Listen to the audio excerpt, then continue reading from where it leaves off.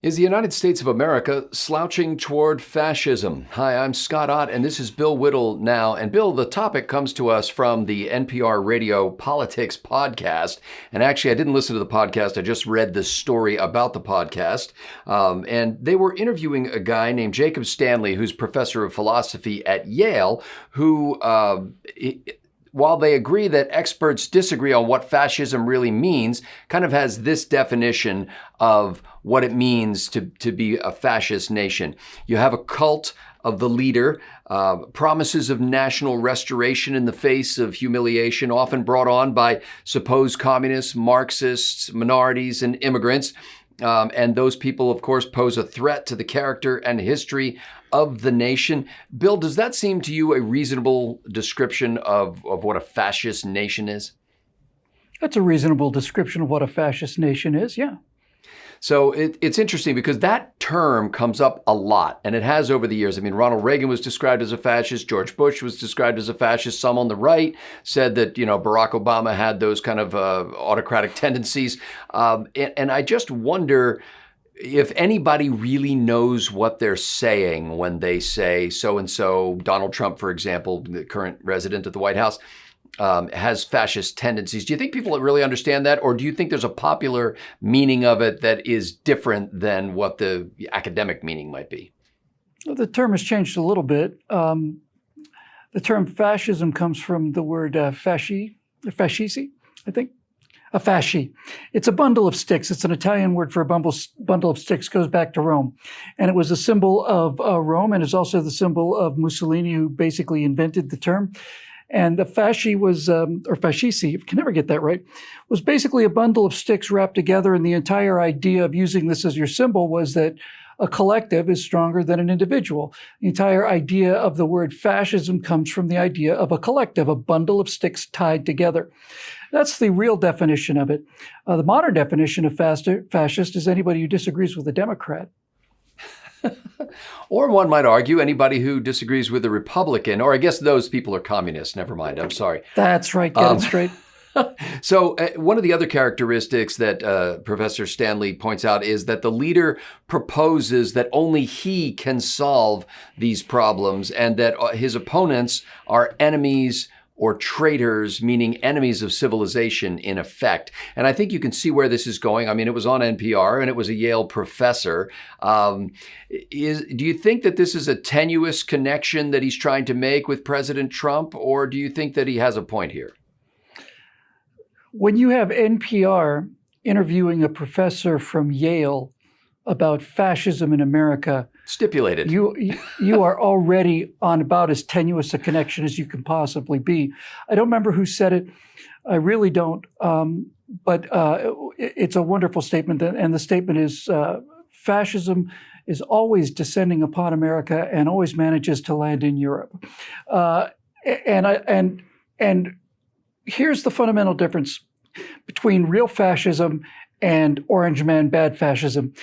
The kind of fascism that this guy at Yale is talking about is the kind of fascism you get when they refuse to honor your coupon at Starbucks because it's expired. That kind of fascism is what they're talking about. I mean, to quote President Trump, President Trump is the guy who repeatedly said when he was running for office, "Only I can solve."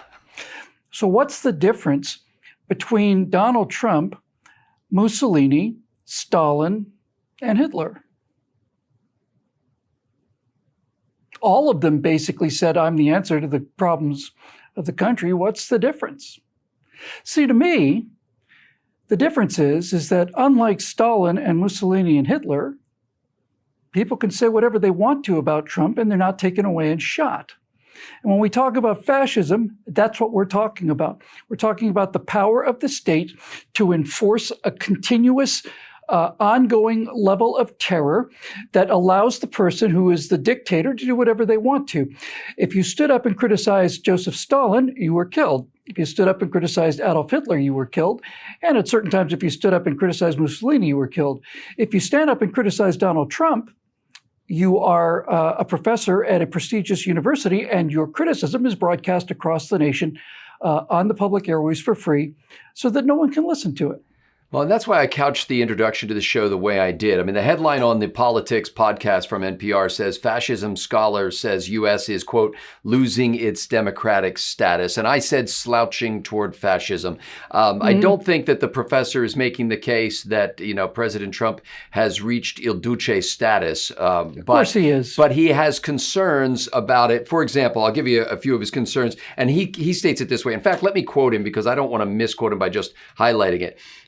They asked him how things have changed since he was writing the book, which came out in 2018 and now. And he said, well, if someone described to you, here's country X. The leader of country X claims that he's going to remain in power for many years beyond what is legal.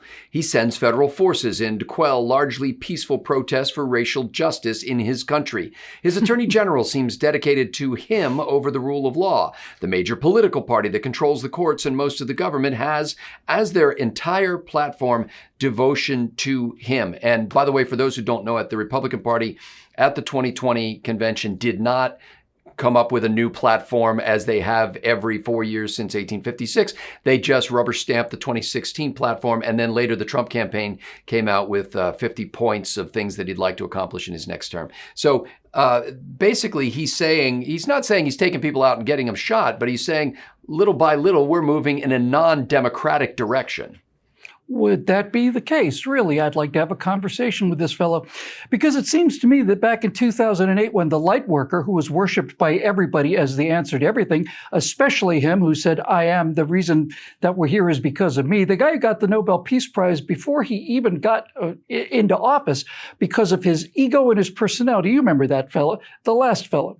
He is the one, not Donald Trump. It was Barack Obama and Hillary Clinton and the rest of the Democrats that turned the weapons of the state against the American people. It was them that weaponized the Justice Department. It was them that weaponized the Federal Bureau of Investigation. Now, Bill, it when was you use them. language I'm like not weaponized, finished yet, Scott. you're saying weaponized. I'm not finished. What does that mean? When they weaponize the government, when they basically say that the IRS is going to be there in order to investigate conservatives for their 501c3 status and deny it, when all of the emails that had to do with the IRS selectively targeting conservative groups suddenly disappeared because every one of the 15,000 computers in the Internal Revenue Service were suddenly, they apparently had a computer failure at that time.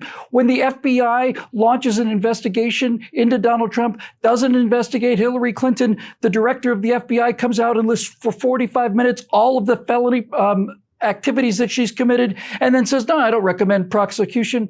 When the CIA is used to collaborate with the FBI in cooperation with the Democratic Party to invent stories about Russian collusion that have no source other than their own internal source inside the FBI, it is Barack Obama, Hillary Clinton, and the Democrats that have weaponized this government against the people, and it is Donald Trump who's doing his level best to make sure that this gets undone. And when I hear people say this, when I hear people talk about fascism in this regard, I say to myself, first of all, if I'm listening to somebody talking about fascism, if I can hear somebody criticizing a president or leader of a company as being a fascist, then it's not fascism.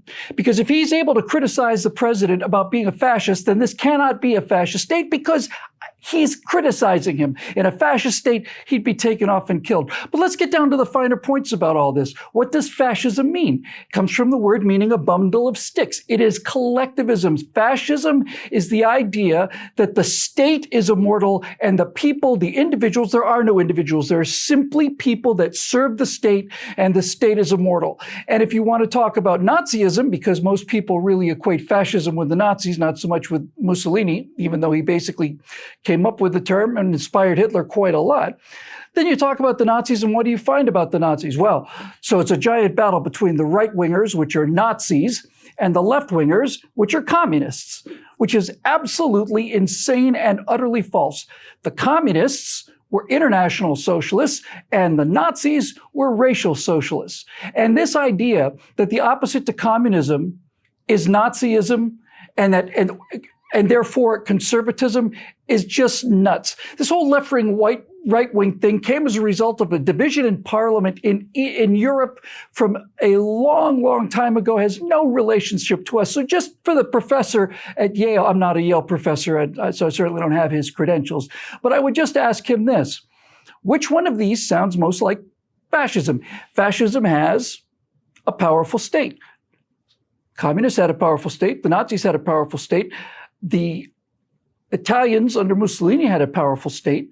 Which one of the two parties in America wants a powerful state? Oh, it's the Democrats. I forgot about that. As far as the cult of personality goes, we can remember all of these pictures of Barack Obama with the halo around his head, so I don't want to hear any of that nonsense. And when it comes right down to it, you are dealing with the only classification that makes any sense through history. You could say Republicans, Democrats, conservatives, fascists, communists, all blah, blah, blah, blah, blah, blah, blah, blah, blah. There's only one definition that makes sense in this particular regard in all of politics, and that is this. Are you an individualist or are you a collectivist? Do you think the individual is more important than the state, or do you think the state is more important than the individual? That's interesting, Bill, because what you're describing there, as you said that, I just thought, you know what? The critics on both sides are attacking the other side for backing some form of collectivism. On the Democrat side, it's communist collectivism. On the Republican side, it's fascist collectivism. Where's the fascist collectivism? That's the allegation, Bill. That's what I'm saying. The allegation is that President Trump and his cabal of Republicans are fascist. Well, you just described fascism as collectivism, okay? So communism is collectivism. It seems like the critics on both sides are basically saying, leave me alone. I want to live my life the way I want to live my life. On the left, you may say it has more to do with lifestyle choices, and on the right, more with property or fiscal choices. But it's almost like the same argument. Where did you come up with this fantastical idea that both parties and conservatives and Democrats equally want to be left alone and leave other people alone? I was just listening to your description. No, the entire Democratic Party of America, everything in their platform is about controlling your lives, telling you how fast you can go, what kind of cars you can drive, how much they can emit, what you can put in the water, what you can't, what you need a license for. You can't put a tree in your own backyard without a permit. You have to wear a safety helmet in the shower in case you fall down and get hurt. All of the nanny state stuff is coming from the left. All of the left is about the common good. It's about welfare. It's about social security. It's about mass transit. It's about the planet. It's all collectivism. All of it from day one. All of it is about collectivism. And by the way, one of the things that fascist states have in common is the first thing that they do when they come to power is they disarm their population. It's the first thing that Mussolini did. It's the first thing that Hitler did. It's the first thing that Stalin did. And it's the first thing that Mao did. So which one of the parties in the election coming up in 2020 is more likely to want to disarm the local population? Is it the Democrats or is it the Republicans? I'm going with the Democrats on this one. So once again, what we're seeing a bunch of collectivists who worship a big state, want the individual utterly neutered, no say in anything. They want a world where everything that is not forbidden is mandatory. And now they're accusing the people who want small government, individual rights, individual freedoms, property, responsibility, and the right to bear arms. Now they're the fascists. It would be... If there was if you could sit down and explain this to people who actually understood things, like if you had a little dinner party, you had Aristotle there and Plato and a couple of other major philosophers, and you told them that the people who wear black masks, black jackets, black boots, burn things down, smash windows, it's crystal knocked every night in Portland, Oregon.